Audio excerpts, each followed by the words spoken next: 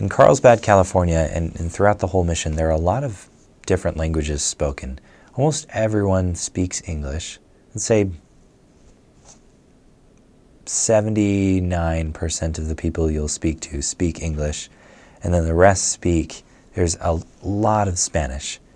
And there's actually a really large number of Iranians who speak Persian and Arabic.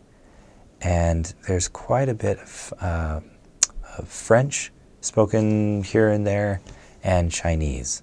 Those are the languages I encountered the most. And even if you're serving in English, you can learn a lot in these other languages from other missionaries. So for example, every P-Day I would just talk to the Spanish elders and sisters and ask them, how do you say this? And then I'd practice it with them for a couple minutes, and then I'd practice on the street throughout the week.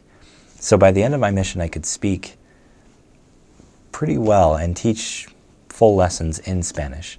And we would talk to more Spanish speakers than English. Some areas of the mission, around Vista and San Marcos, there's a lot of migrant workers and Hispanic people who move into those areas.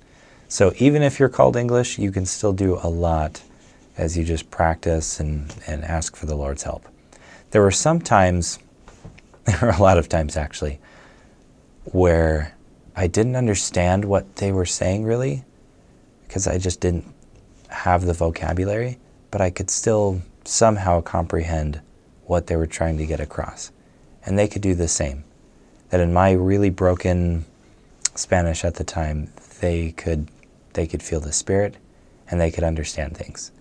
And it was beautiful to see their faces change when those moments happen. How am I feeling the Spirit right now, even though I don't understand half of what this kid's saying?